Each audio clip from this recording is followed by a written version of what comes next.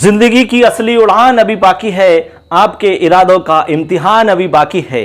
अभी तो नापी है मुट्ठी भर जमीन, आगे सारा आसमान बाकी है, आगे सारा आसमान बाकी है। नमस्कार दोस्तों, आपके इस प्लेटफॉर्म पर बहुत बहुत स्वागत। मैं आप सबका दोस्त लखनलाल माली। आज हम संधि की अगली क्लास में हम आपको नया टॉपिक लेकर आए हैं दोस्तों। इससे पहले हमारा जो पहला वीडियो था उसमें हमने संधि के परिचय के बारे में बताया था आपको, संधि क्या है, इसके अलावा संधि से कैसे कैसे प्रश्न आ जाते हैं, जो सिंपल प्रश्न आपके फर्स्ट ग्रेड है, सेकंड ग्रेड, रीट इत्यादि में जो पूछे जाते हैं उनके बारे में मैंने चर्चा की थी। आज हम आपको बताने वाले हैं संधि के बारे में। आगे बात करेंगे संधि की व्याकरण की दृष्टि से क्या परिभाषा है और उसका क्या मतलब है, संधि कहां कहां पर हो सकती है।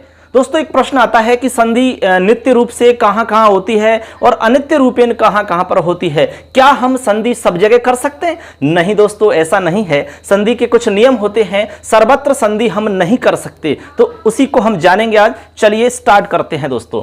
हमारा टॉपिक चल रहा है संधि का, तो आप टॉपिक डाल लेंगे सभी, संधि ही, ठीक है। इससे पहले वाला वीडियो आप जरूर देख लेना, फर्स्ट वीडियो जो संधि का था। सेकंड वीडियो हम आज आपको बता रहे हैं, ये हमारा पार्ट आज का सेकंड रहेगा, संधि वाला।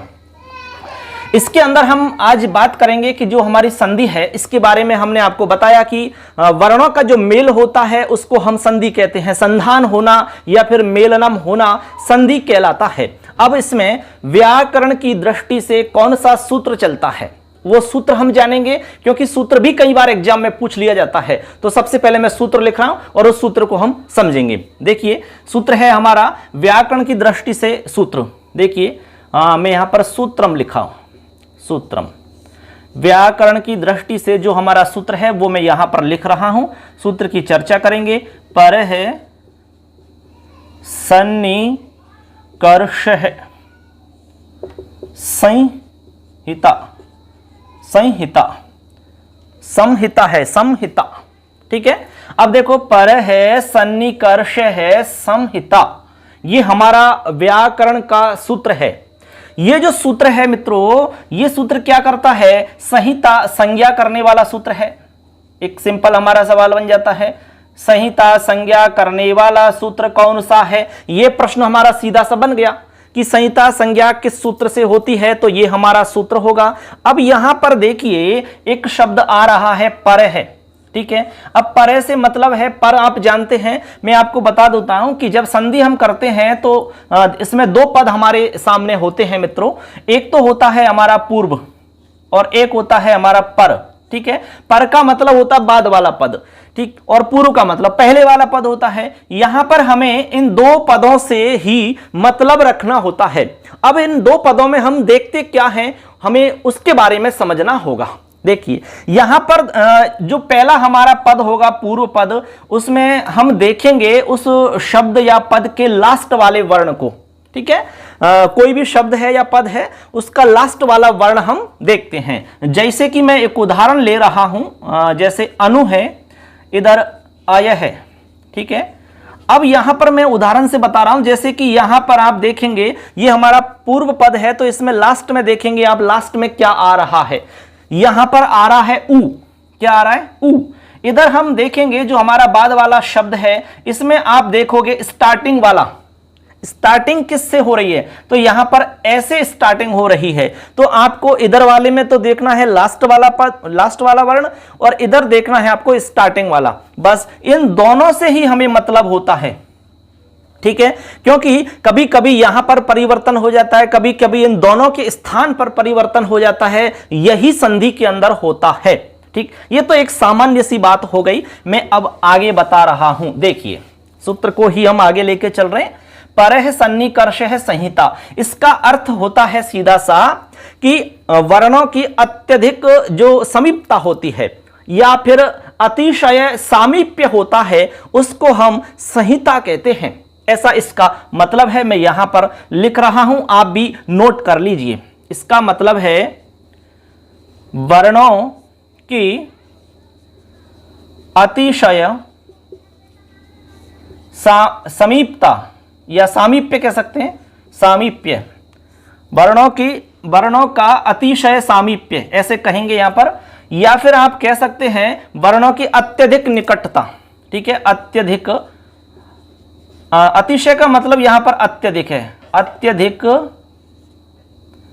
निकटता, अत्यधिक निकटता भी हम कह सकते हैं। तो वर्णों का अतिशय जो सामीप्य होता है उसको हम कहेंगे संहिता, यानी उसकी संहिता संज्ञा हो जाएगी मित्रों यहां पर, ऐसे आप समझ लो। या फिर हम यूं कह सकते हैं कि यहां पर संधि कार्य कर दिया जाता है, अर्थात संधि कार्य हो जाता है, यहां पर संधि कार्य हो जाता है। तो इसका सामान्य अर्थ हो गया कि वर्णों का अतिशय सामीप्य जो होता है उसको हम संहिता कहते हैं, अर्थात उसकी संहिता संज्ञा होती है। या फिर हम यूं कह सकते हैं कि वर्णों का अत्यधिक जो सामीप्य हो या फिर अत्यधिक निकटता होती है वहां पर संधि कार्य अवश्य हो जाता है। ये इस सूत्र का एक सामान्य, तो यहां तक आप समझ गए। अब इसको मैं साफ कर देता हूं और आगे इसमें जो इंपॉर्टेंट बातें हैं वो मैं आपको यहां पर बता रहा हूं। देखिए, अभी हमने आपसे यहां पर कहा कि अत्यधिक निकटता होनी चाहिए। अब अत्यधिक निकटता से क्या तात्पर्य है वो हम जानेंगे। इसके अलावा जो संहिता संज्ञा ये सूत्र कर रहा है, इस संहिता संज्ञा का क्या प्रयोजन है, ये भी आपका प्रश्न बन जाता है सेकंड ग्रेड या फर्स्ट ग्रेड में। मान लो प्रश्न आ गया कि संहिता संज्ञा का क्या प्रयोजन है, क्योंकि बिना प्रयोजन के कोई भी संज्ञा नहीं होती है। तो यहां पर सीधा सा आपको समझना है कि संहिता संज्ञा का मुख्य प्रयोजन है संधि कार्य करना। क्या है? संधि कार्य करना। आपको हम बता दें कि जहां पर संहिता संज्ञा हो जाती है वहां पर निश्चित रूप से संधि कार्य होगा। यह बात आप लिख सकते हैं यहां पर। देखिए, पहले तो मैं आपको बता रहा हूं कि जो अत्यधिक निकटता की बात है, ठीक है, वर्णों में अत्यधिक निकटता की जो बात है उसको समझा रहा हूं कि निकटता कैसे होनी चाहिए। निकटता से तात्पर्य है कि दो या दो से अधिक वर्णों में निकटता से मतलब यह है कि उनके बीच में कोई तीसरा वर्ण नहीं होना चाहिए। जैसे एक उदाहरण लेते हैं, राम धन अयनम। ठीक है, अब यहां पर हमने कहा कि यहां पर ए आ रहा है और अयनम में ए आ रहा है, तो यहां इन दोनों वर्णों के मध्य में यहां पर कोई तीसरे वर्ण की विद्यमानता नहीं होनी चाहिए, कोई तीसरा वर्ण यहां पर उपस्थित नहीं होना चाहिए। यही है वर्णों की निकटता। अब यहां पर इन दोनों वर्णों की निकटता मानी जाएगी। ये दोनों वर्ण एकदम नजदीक में हैं। यहां पर आपका इधर ए आ रहा है, इधर आपका ए आ रहा है। ठीक है, इन दोनों में निकटता हो गई। बात समझ में आ रही? तो यहां पर बीच में कोई भी वर्ण तीसरा नहीं आ रहा है, इसीलिए इनमें निकटता है। अब संधि के नियम के हिसाब से इनको हम योग कर देते हैं, इनको हम मिला देते हैं। ऐसे आपको समझना है। क्लियर है? तो यहां पर आप कर लेंगे, रामायणम हमारा शब्द बन जाता है। ऐसे हम लिखेंगे रामायणम, इस तरह से हमारा शब्द। तो ये बात आपके स्पष्ट हो चुकी है। अब देखो आगे देखते हैं। अब यहां पर एक हमारा सीधा सा प्रश्न, अभी हमने आपको बताया कि संहिता संज्ञा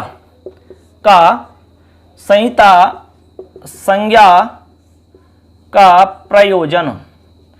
इस तरह से मान लो कोई प्रश्न आ जाता है तो उसका जवाब किस तरह हमें देना है। संहिता संज्ञा का प्रयोजन, तो यहां पर आपको लिखना होगा संधि कार्य, यानी संहिता जो हमारी संज्ञा है इसका जो प्रयोजन होगा वो होगा संधि कार्य।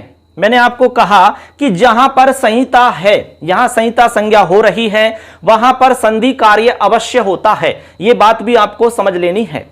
ठीक है ना? ऐसे अब यहां पर यदि हम देखो संहिता संज्ञा में इस शब्द की थोड़ी सी मैं आपको जानकारी दे देता हूं, क्योंकि हमारा एक पर्याय शब्द है संधि। संहिता को हम संधि ही कहते हैं, यानी संधि को हम संहिता कहते हैं, किसी भी रूप में आप कह सकते हैं, एक ही मतलब है। संधि का पर्यायवाची संहिता है।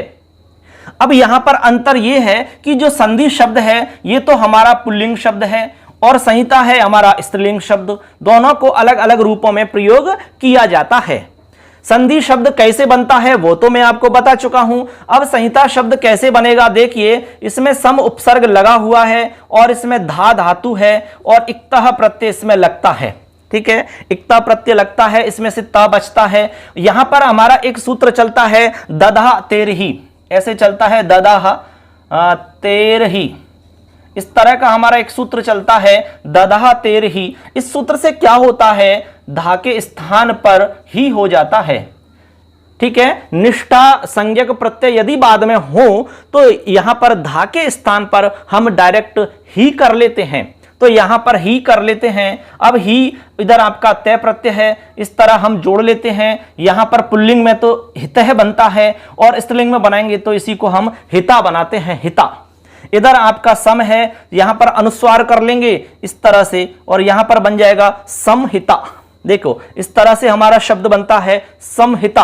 अब यहां पर स्त्रीलिंग में हमने हिता लिखा है तो हमारा जो संहिता शब्द है ये स्त्रीलिंग में प्रयुक्त होगा। किसमें होगा, स्त्रीलिंग में प्रयुक्त होगा। अब देखो प्रश्न जब आएगा तो इस तरह से वो प्रश्न बन के आएगा। देखिए जैसे मान लो कहा कि कह संधि, यदि उसको पूछने हैं संधि के बारे में तो कह संधि ऐसा पूछेगा। ये बिल्कुल सही है क्योंकि ये पुल्लिंग है और ये भी पुल्लिंग है। यदि उसको संहिता शब्द देकर के पूछना होगा तो लिखना होगा का समहिता। देखो का समहिता इस तरह से पूछना होगा क्योंकि ये स्त्रीलिंग और ये भी स्त्रीलिंग, इस तरह यहां पर पूछना पड़ेगा। तो इस तरह से देखिए यहां पर दो अलग अलग प्रकार हो गए, ये तो पुल्लिंग वाला हो गया, ये स्त्रीलिंग वाला हो गया। इसी रूप में यहां पर इनको हम प्रयोग में लेते हैं। तो ये छोटी छोटी बातें हैं जो आप समझ चुके हैं सूत्र से संबंधित। अब हम आगे चलते हैं, जो बहुत ही महत्वपूर्ण बात है आज के इस क्लास के अंदर हम आपको बता रहे हैं। जो संधि कार्य होता है वो कहां कहां पर नित्य रूप से होता है और कहां कहां पर अनित्य होता है। अनित्य से मतलब है कहां पर विवक्षा के अनुसार होता है संधि कार्य। हमने आपको पहले ही बताया था कि संधि का जो कार्य है वो सर्वत्र नहीं हो सकता, उसकी कुछ शर्तें हैं, कुछ उसकी कंडीशन हैं। उन शर्तों को हमें समझना होगा, उन कंडीशंस को हमें समझना होता है। तो वही हम यहां पर आपको बता रहे हैं। चलिए स्पष्ट करता हूं। चलिए मित्रों अब हम स्पष्ट करते हैं संधि की नित्यता। संधि कार्य, ठीक है, नित्य रूपेण कहां होगा और अनित्य रूप से कहां पर होता है। अनित्य रूप से मतलब विवक्षानुसार, मान लो आप विवक्षानुसार, विवक्षा से कहां होता है, ठीक है। ये दो बात हमें समझनी है। अभी इससे संबंधित एक आपने कारिका पढ़ी होगी, एक श्लोक मान लो आप। श्लोक यूं है, संहितैक पदे नित्यः नित्या धातुपसर्गयोः नित्या समास वाक्ये तु सा विवक्षाम अपेक्षते। अर्थात यहां पर इसका मतलब हुआ कि जो हमारा संधि कार्य है वो तीन परिस्थितियों में नित्य रूप से करना ही पड़ेगा, नित्य रूप से करना ही पड़ेगा। पहले नित्य को ले लेते हैं, इधर मैं अनित्य को लिख देता हूं, दोनों पक्षों को मैं बताऊंगा। यहां पर देखिए नित्य अनित्य का मतलब विवक्षा से हम लिख रहे हैं। अब पहले हम नित्य की तरफ चलते हैं। हमने अभी कहा संहितैक पदे नित्या, यानी एक पद में नित्य कार्य होगा। एक पदे क्या होगा, संहिता कार्य, अर्थात संधि का काम नित्य रूप से होगा। एक एक को समझाऊंगा। दूसरा हमने कहा संहितेक पदे नित्या नित्या धातु उपसर्गयो, धातु उपसर्गयो, धातु उपसर्ग, ठीक है, धातु और उपसर्ग में, ठीक, धातु और उपसर्ग की जहां पर एक साथ स्थिति है, यानी जहां पर धातु और उपसर्ग दोनों एक साथ उपस्थित हैं, उस जगह पर हमें संधि कार्य नित्य रूप से करना होगा। एक दूसरी बात यह समझनी है। आगे चलिए, एक हमारा है इसमें समासे, समासे, यानी समास में भी नित्य रूप से हमें संधि कार्य करना होता है। अभी हमने कहा ना संहितेक पदे नित्या नित्या धातु उपसर्गयोः नित्या समासे वाक्ये तु। अब वाक्य, वाक्य के अंदर मित्रों यहां पर विवक्षा के अनुसार संधि कार्य किया जाता है। वाक्य यानी वाक्य में, ठीक है, विवक्षा के अनुसार। विवक्षा से तात्पर्य है वक्तु इच्छा, वक्तुहु इच्छा। वक्तुहु इच्छा का मतलब होता है वक्तु की इच्छा। उसको हम कहेंगे विवक्षा। यदि बोलने वाले की इच्छा है तो संधि कार्य किया जा सकता है, यदि उसकी इच्छा नहीं है तो संधि कार्य नहीं करे, वो उसके ऊपर डिपेंड करता है, वो स्वतंत्र है, संधि करे ना करे इस मामले में वो स्वतंत्र है। कहां पर? केवल वाक्य के अंदर, सर्वत्र नहीं, केवल वाक्य के अंदर स्वतंत्रता दी गई है। यानी अनित्य होता है, विवक्षा के अनुसार कार्य होता है, वो होता है वाक्य के अंदर। कहां? वाक्य के अंदर। इधर हमने 3 स्थिति बताई। एक पद यदि है तो वहां पर आपको नित्य रूप से संधि करनी ही होगी। इसके अलावा जब कहीं पर धातु और उपसर्ग दोनों एक साथ विद्यमान हैं तो वहां पर भी आपको संधि कार्य नित्य रूप से करना होगा। इसके अलावा समास के अंदर भी आपको नित्य रूप से कार्य करना होगा। अब मैं एक एक को समझाता हूं। चलिए देखो, सबसे पहले हम लेते हैं एक पद में। एक पद आप जानते ही हैं, जैसे कि चयः जयः, जैसे मान लो हमने लिखा चयः या फिर हम लिखा जयः। अब जैसे देखिए चय का यहां पर लिखेंगे चेधन ए है, चेधन ए है, ये लिखा हमने। अब यहां पर देखिए आपको पता है कि यहां संधि कार्य हो जाएगा। आपने एक सूत्र पढ़ा होगा एचोय वायाव है, अर्थात यहां पर अयादि संधि से ए के स्थान पर अय आदेश हो जाता है। क्या हो जाता है मित्रों? अय आदेश हो जाता है। हमने चे के ए को अय कर दिया और यहां पर हम मिलाएंगे तो बन जाएगा चयः, इस तरह से बन जाता है। इसी तरह जय बन जाएगा, जे धन ए है तो जय बन जाता है। अब यहां पर कहने का तात्पर्य है कि ये हमारा एक पद है। एक पद के अंदर संधि कार्य अवश्य रूप से करना होता है। आप इसको इस रूप में प्रयुक्त नहीं कर सकते। आप ये नहीं कह सकते कि हम तो यहां संधि कार्य नहीं करें, करना पड़ेगा आपको।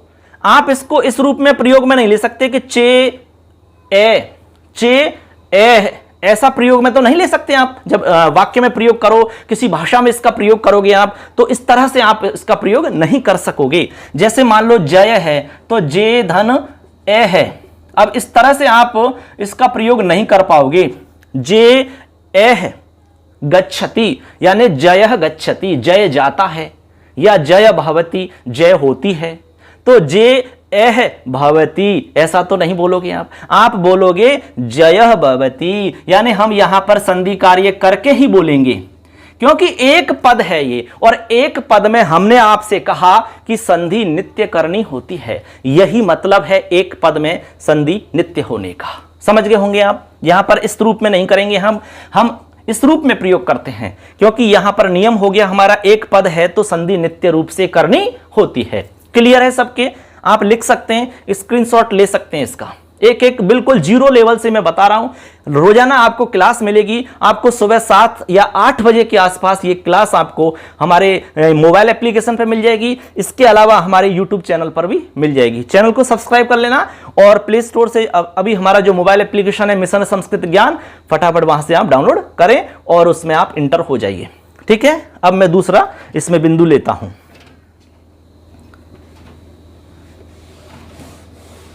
ये हमारा पहला बिंदु हो जाता है बच्चों। अभी हमने यहां पर एक बिंदु आपको बता दिया है, एक पद में किस तरह से हमारा संधि कार्य नित्य रूप से होता है। अब हम चलते हैं दूसरे बिंदु पर।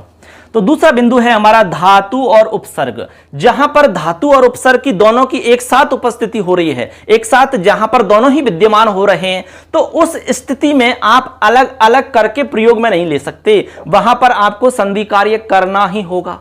स्टूडेंट्स, हमने आपसे पहले भी कहा था कि जहां पर संहिता संज्ञा हो रही है वहां पर संधि कार्य अवश्य ही करना होता है। अब देखो, मैं इसको बता रहा हूं, स्पष्ट करके उदाहरण से समझाता हूं। धातु और उपसर्ग की स्थिति बता रहा हूं। जैसे हमने एक उपसर्ग ले लिया, नि उपसर्ग है। ठीक है, उपसर्ग संस्कृत में हमारे 22 होते हैं, प्र, परा, अपसम, अनु, अब, निश, निर, दुष, दुर्वी, अंग। तो यहां पर हमने ले लिया नि, और एक हमने ले लिया वस धातु।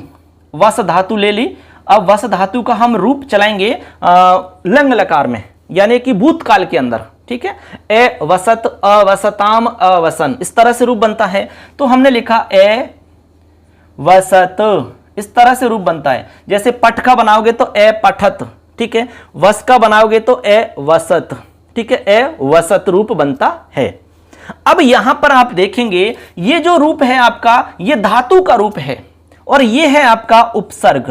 अब दोनों एक साथ विद्यमान हैं, ऐसी स्थिति में आप इनको इस रूप में प्रयोग में नहीं ले सकते। ऐसे नहीं कह सकते कि नी ए वसत, ऐसा तो नहीं बोल सकते आप। इसको हम मिलाकर ही तो बोलोगे। तो इस स्थिति में आपको संधि कार्य करनी होती है, नित्य रूप से काम करना होगा।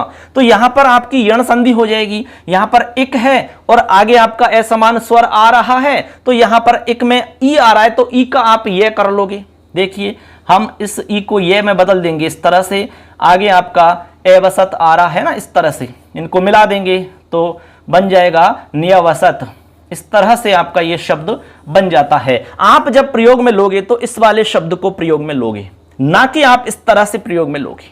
समझ गए? तो कहने का तात्पर्य हो गया आपका कि धातु और उपसर्ग जहां पर एक साथ हैं तो वहां पर नित्य रूप से संधि काम करना पड़ेगा। एक उदाहरण और बताता हूं मैं आपको। देखिए प्र उपसर्ग है, एक इण धातु चलती है मित्रों। इण इण धातु का अर्थ गति करने में होता है, जाने के अर्थ में। इसका रूप चलता है एति, एति इता यंती। ठीक है, एति रूप चलता है, एति एति इतः यंती, इस तरह से रूप चलता है इसका। तो यहां पर हमने लिखा प्र, इधर लिख लिया एति। अब देखो यहां पर प्र उपसर्ग है और एति आपका धातु रूप हो गया। अब ऐसी स्थिति में भी आपको क्या करना होगा, यहां पर संधि कार्य करना होगा।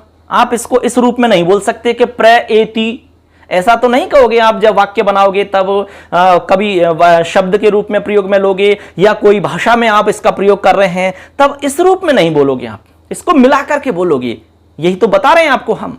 तो यहां पर आपकी वृद्धि संधि हो जाएगी, क्योंकि यहां पर आपका अवर्ण है, इधर आपका एच है, तो वृद्धि कर देंगे तो बना लेंगे प्रैति, प्रैति। इस तरह से आपका रूप बन जाता है। तो ऐसे हम इसको प्रयोग में लेते हैं। तो दूसरा वाला बिंदु समझ में आ गया होगा। धातु और उपसर्ग दोनों एक साथ विद्यमान हैं तो उस जगह पर भी संधि कार्य नित्य होता है। चलिए तीसरा बिंदु देखते हैं। तीसरा बिंदु है आपका समास वाला।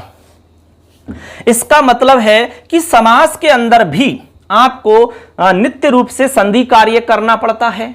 कैसे भाई? जैसे मान लो कोई शब्द है हमारा, देखो जैसे हमारा है पीतम, पीतम अंबरम, ऐसे मान लो आप, पीतम और अंबरम। ठीक है, अंबर यानी वस्त्र होता है, पीतम यानी पीला होता है। ये विशेषण विशेष्य हैं दोनों के दोनों। यहां पर देखेंगे आपके पीतम है इधर, इधर आपका अंबरम है, दोनों विशेषण विशेष्य हैं। ठीक है, तो यहां पर हम क्या करते हैं, आपको पता होगा कि जब हम समास करते हैं तो दोनों को जब मिलाते हैं उसके बाद में हम प्रातिपदिक संज्ञा करते हैं। ठीक है, उसके बाद में विभक्ति आदि का हम इसमें प्रयोग करते हैं, तब जाके हमारा एक समास युक्त पद बन जाता है। तो यहां पर क्या करते हैं, जैसे मान लो हमने विभक्तियों का जब लोप कर दिया तो इधर हमारा पीत बचा, इधर पीत और इधर अंबर, ऐसे ही तो बचेगा, पीत और अंबर बच गया। अब यहां पर हम क्या करेंगे, संधि कार्य करेंगे। हां, आप इसको इस रूप में नहीं बोलोगे पीत अंबरम या पीत अंबर, ऐसा प्रयोग में नहीं लोगे, क्योंकि हमने आपको बता दिया कि समास की स्थिति में भी संधि कार्य नित्य होती है, संधि कार्य नित्य करना पड़ता है। तो यहां पर हम पीतांबर करते हैं दीर्घ संधि करके, पीतांबर, पीतांबर है, ऐसा हम लिख लेंगे, पीतांबर है या पीतांबरम, ऐसा हम बना सकते हैं। दोनों ही रूप हम बना सकते हैं। यहां पर पीतांबरम बना सकते हैं और पीतांबर है भी बना सकते हैं। ठीक है, तो कहने का मतलब यह हुआ कि समास के अंदर भी हमें संधि कार्य नित्य करना होता है। लेकिन यहां पर ऐसा भी नहीं है कि भाई कोई भी उदाहरण हो सब जगह नित्य करना होता है। अरे जहां पर संधि कार्य हो ही नहीं रहा, जहां पर संधि किसी भी नियम से नहीं बन रही है, जहां पर संधि हो ही नहीं रही है, तो वहां तो कैसे कर पाओगे आप? हमने कहा जहां संधि नहीं होती है वहां संयोग होता है। जैसे आपने कहा नीलम कंठम, नीलकंठम, तो नीलकंठम में आपकी संधि नहीं हो रही लेकिन संयोग तो होगा, तो वहां पर हम संयोग कर लेते हैं ऐसे। तो ऐसे करके यहां पर हमने आपको बताया कि नित्य संधि कार्य कहां होता है, एक पद में होगा, धातु उपसर्ग में होगा, समास में होगा, लेकिन वाक्य के अंदर विवक्षा के अनुसार है, अनित्य माना गया है। अब इसी को हम लेते हैं अनित्य वाले को। संधि कार्य अनित्य रूप से कहां कहां पर होता है, केवल एक जगह है, वो है वाक्य की स्थिति में। यानी जब हमारा कोई वाक्य प्रयोग हो रहा है उस स्थिति में यदि संधि भी प्राप्त हो रही होगी तो हम वहां पर अपनी इच्छा के अनुसार करेंगे। वक्ता की इच्छा है, मान लो आपकी इच्छा है कि नहीं मैं तो भाई ऐसे ही बोलूंगा इसको, तो बोलिए, कोई दिक्कत नहीं है, बिल्कुल एकदम शुद्ध है। आपकी इच्छा है कि नहीं मैं तो संधि करके बोलूंगा, बोलिए, वो भी सही है। उदाहरण देखिए, एक उदाहरण दे रहा हूं, न अहम गच्छामि। देखिए अहम गच्छामि यानी मैं जाता हूं, और ने लगा दिया हमने तो मैं नहीं जाता हूं, ऐसा अर्थ निकलेगा। तो यहां पर देखिए कुल मिला के हमारा एक वाक्य हो गया। हमने कहा कि वाक्य के अंदर संधि कार्य नित्य नहीं होता, अनित्य होता है, विवक्षा के अनुसार होता है। जैसे कि मैं वक्ता हूं, मैं बोलने वाला हूं, मेरी इच्छा होगी तो मैं संधि करूंगा और मेरी इच्छा नहीं होगी तो मैं संधि नहीं करूंगा। अब संधि यदि करनी होगी तो मैं इसको ऐसे बोल दूंगा, यहां पर संधि कर लेंगे हम दोनों में, यहां पर ए, इधर ए, यहां पर दीर्घ संधि हो जाएगी आपकी, तो नाहम गच्छामि, नाहम गच्छामि, इस तरह से इसका हम प्रयोग कर सकते हैं भैया। इसके अलावा यहां पर भी संधि हो सकती है, यहां भी संधि कर सकते हो। यहां पर आपका अनुस्वार पर सवर्ण संधि हो जाएगी, तो यहां पर अनुस्वार को हटा के इस ग का पंचम लिख दोगे आप इस तरह से और मिला दोगे आप, ये भी काम कर सकते हो। और आपकी इच्छा है कि नहीं मैं तो ऐसे ही बोलूंगा तो ऐसे बोलिए, कोई दिक्कत नहीं है, इसी रूप में बोल सकते हो, संधि कार्य करके भी बोल सकते हो, बिल्कुल स्वतंत्र हो आप ऐसे। तो इस तरह से यहां पर आप समझ चुके हैं कि संधि कार्य कहां पर नित्य होता है, कहां पर अनित्य होता है। अनित्य से तात्पर्य है विवक्षा के अनुसार, ठीक है। तो यहां से निश्चित रूप से प्रश्न बनता है, हालांकि यह सामान्य सी जानकारी आपको लग रही होगी, लेकिन जब पेपर में आता है तो यही सवाल आपके लिए काफी कठिन हो जाता है, क्योंकि यदि कंसेप्ट आपको क्लियर नहीं है, विषय का अच्छे से ज्ञान नहीं है, बारीक से बारीक जानकारी आपको नहीं है, तो सवाल गलत होना बिल्कुल निश्चित है। इसलिए मैं यहां पर आपको जीरो लेवल से बता रहा हूं, हर बिंदु को जीरो से लेकर के चल रहा हूं। मेरी ये आज की दूसरी क्लास है संधि की। अब तीसरी क्लास में हम आपको आगे बताएंगे संधि के बारे में, संधि के भेद इत्यादि के बारे में बताएंगे। स्वर संधि क्या होती है, व्यंजन संधि क्या होती है, विसर्ग संधि क्या होती है, इनके बारे में हम आपको जानकारी देंगे अगली क्लास में। तो दोस्तों आज की क्लास हमारी पूरी हो जाती है। आज की क्लास आपको कैसी लगी कमेंट करके जरूर बताना दोस्तों, आपके कमेंट का हम इंतजार करेंगे। आपको यदि कोई प्रॉब्लम आ रही है, कोई दिक्कत है, तो वो भी आप पूछ सकते हैं। किसी भी तरह की कोई समस्या है तो आप सवाल कर सकते हैं दोस्तों। तो आज की क्लास यहां संपन्न हो जाती है। निश्चित रूप से आप कमेंट करें और चैनल को सब्सक्राइब करें और हमारे मोबाइल एप्लीकेशन को डाउनलोड करें, अपने दोस्तों को शेयर करें। नेक्स्ट क्लास में फिर आपसे मिलेंगे। जय हिंद, वंदे मातरम, जयतु संस्कृतम, जयतु भारतम, धन्यवाद।